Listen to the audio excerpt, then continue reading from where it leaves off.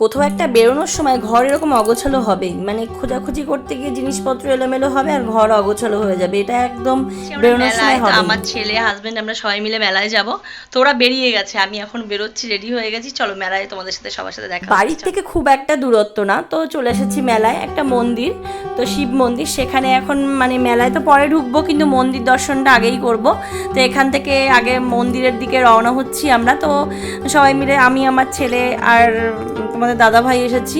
তো এই তিনজনেই আমরা এসেছি। তো এখন ঠাকুর দর্শনের দিকে যাওয়া, এই যে শিব মন্দির এটা। তো আমার যে কপালটা খুব একটা ভালো না, সেটা সেটা পরেই বলছি তোমাদেরকে। তো এই যে মন্দিরের ভেতর চলে এসেছি, এই যে শিব মন্দির, ঠিক মেইন রাস্তার থেকে অনেকটা মানে একটু হেঁটে আসতে হয় মন্দিরের দিকে। তো পুরোটাই চারিদিকে মাঠ, মানে চাষের জমি চারিদিকটায়, মাঝখানে এই মন্দিরটা আর কি। চারিদিকে কোনো বাড়িঘর নেই মন্দিরটার, পুরো মাঠের মাঝখানটায় এর মন্দিরটা, চারিদিকেই চাষের জমি মানে এরকম মাঝখান থেকে এরকম রাস্তা হয়ে মন্দিরটা।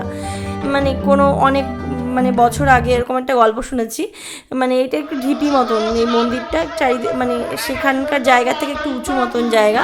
এই যে শিব মন্দির, এই যে এটা শিবের মন্দির, অনেক অনেক ঠাকুরই আছে এখানে। এটা প্রথমত শিব মন্দির, মানে শিব মন্দির হিসাবেই আর কি, মানে শিবের স্থানই, কিন্তু অনেক ঠাকুরই আছে। যে শিবলিঙ্গ, মানে শিবলিঙ্গ মানে লিঙ্গ হিসাবেই জল দেওয়া হয় শিবের নাম করেই।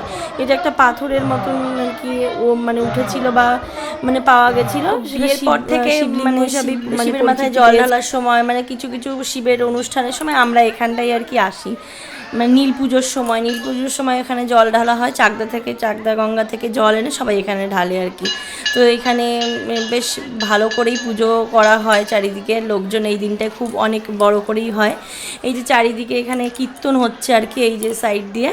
এখানে অনেক ঠাকুরই আছে, যেমন রাধাকৃষ্ণের মন্দির আছে, তারপরে দিয়ে কালী ঠাকুরের মন্দির আছে, মানে সব পরপর করে আছে, জগন্নাথের মন্দির, এরকম করে অনেক ঠাকুরেরই মন্দির আছে এখানে। মনসার বেদি আছে।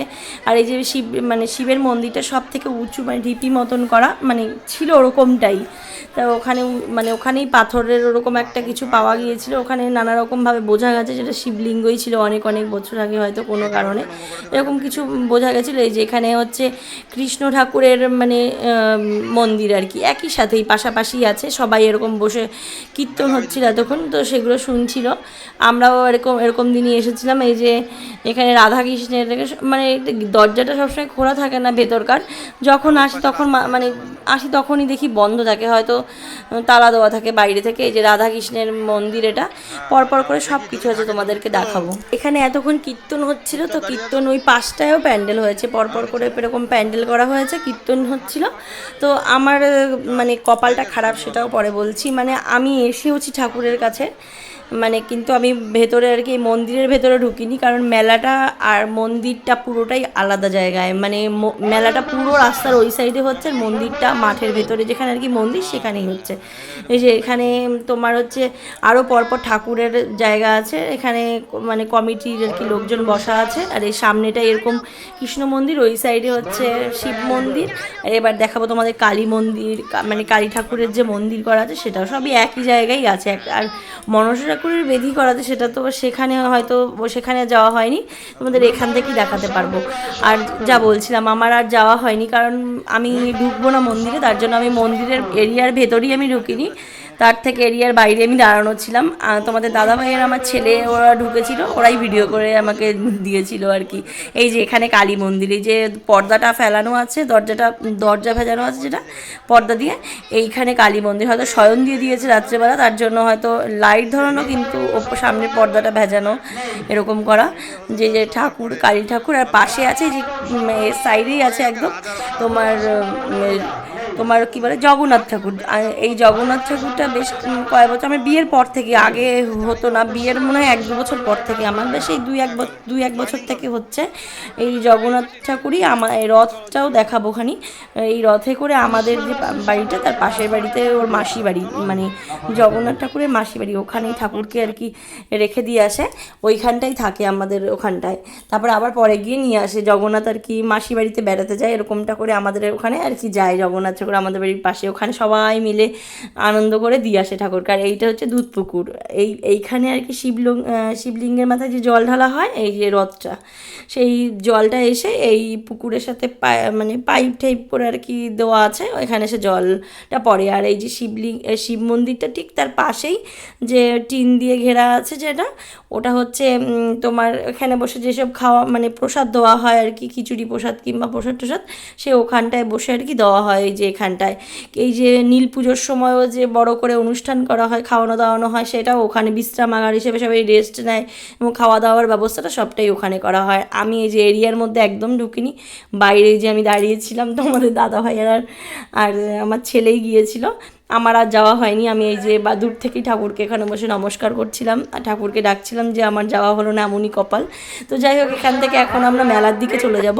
এই যে মেলার ভেতরে চলেও এসেছি, অনেক সুন্দর সুন্দর জিনিস দেখছি, বেশ ভালো লাগছে। মেয়েদের তো মেলা ভীষণই ভালো লাগে, কারণ নিজের মনের জিনিসগুলি সব চারিদিকে ঘোরে, মানে নেই আর না নেই, কিন্তু দেখতে ভীষণ ভালো লাগে। মেলা যে কী আছে জানি না, কিন্তু মেলায় আসতে তো ভালোই লাগে।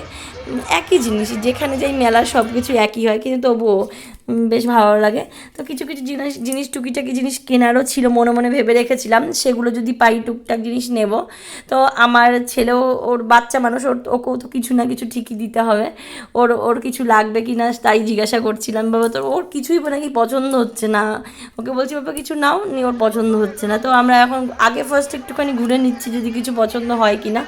তো কিছু জিনিস কেনারও আছে, সেটাও মানে যদি পাই আর কি নেবো, সেরকম করেও দেখছিলাম। তো দেখতে দেখতে আর খাওয়া তো আছেই যেন। তো একটুখানি প্লেটের দিকে যাচ্ছিলাম, আমার প্লেট কিছু বাটি এরকম কিছু ফাইবারের কিছু নেবো ভেবেছিলাম। তো বলতে বলতে কিছু ফাইবারের বলতে প্লেট আমার পছন্দ হয়েছে, মানে ছোট ছোট প্লেটগুলো নিয়েছিলাম, মানে ফাইবারের এরকম আর কি। তো ছেলের জন্য ছেলেকে বলছিলাম বাবা তুমি একটা কিছু নাও, ওর কিচ্ছু নাকি পছন্দ হচ্ছে না, এখানে কিচ্ছু ওর পছন্দ হচ্ছে না, বারবার বলছি কিছু একটা দেখো, কিছুই ওর পছন্দ হচ্ছে না। তো আমরাও মেলা ঘুরে ঘুরে দেখছিলাম ওর জন্য কিছু নেওয়া যায় কি না। ওর আবার ছোটো ছোটো জিনিস ভালো লাগে, ছোট্ট ছোট্ট গাড়ি এরকম পছন্দ, ওই যে ওর বাবা ধরেছিল, কিন্তু ও বলছে না থাক নেবো না এরকম। ওকে যদি কিছু বলি, ও কিছু যদি মানে বলেও, কখনো বলেও না, যদি বলেও বা এইটা নেব কখনো যদি বলে, আমরা যদি বলি না বাবা এটা ঠিক তোমার এখন দেবো না, কেননা ওই ধরনের জিনিস আছে কিংবা কিছু, তখন ও কখনো বায়না করে না কিংবা কখনো কান্নাকাটি করে না রাস্তাঘাটে। তো ঘুগনি মেলা আসলে একটু যেন খেতে ইচ্ছেই করে, যতই মানে মেলার ঘুগনির টেস্টটা যেন অন্যরকমই হয়। বাড়ির আমরা যতই ঘুগনি বানাই না কেন, বাড়ির টেস্টের মতো মেলার টেস্ট হয় না। তো আমার ছেলেকে অবাক কাণ্ড, কোনো দিনও কিছু বলে না, বলছে আমার ফুচকা খাবো মাম্মাম। তো যাই হোক, ফুচকা ওর জন্যই আর কি, মানে ও খাবে বলেই, আমিও ভালো খাই ফুচকা, কিন্তু আজকে খেতাম না মেলার থেকে, মেলার ফুচকাগুলো অনেক সময় ভালো লাগে না। তো যাই হোক, ফুচকা খাওয়ার জন্য দাঁড়ালাম, তো সত্যি এত একদমই ভালো ছিল না ফুচকাগুলো।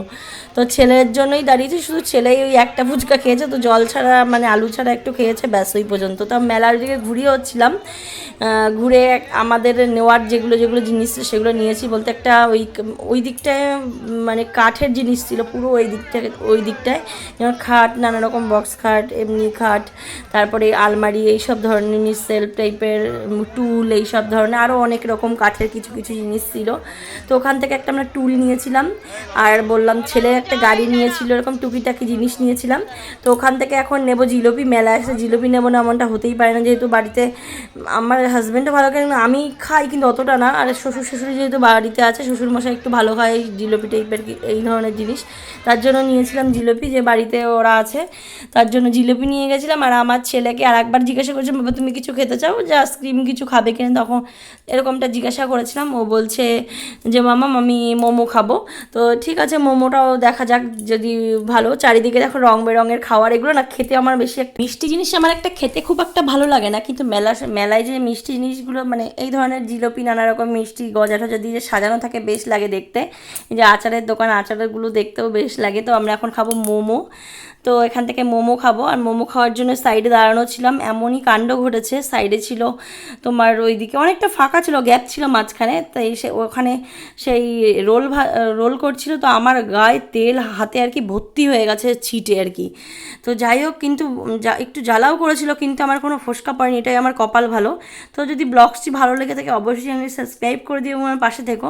তাই মনে মনে ভাবি ঠাকুরের কৃপায় অনেক কিছুই সম্ভব, যে এরকম একটা বিপদ ঘটেছিল কিন্তু একটা মানে যে ফোসকা পড়েনি এমন না, একটা জায়গায় দুটো জায়গায় শুধু একটু কালো কালো হয়েছিল বেশ কিছুদিন, তারপরে বেশ কালো কালো হয়েছিল, কিন্তু সেরকমভাবে কিছু হয়নি।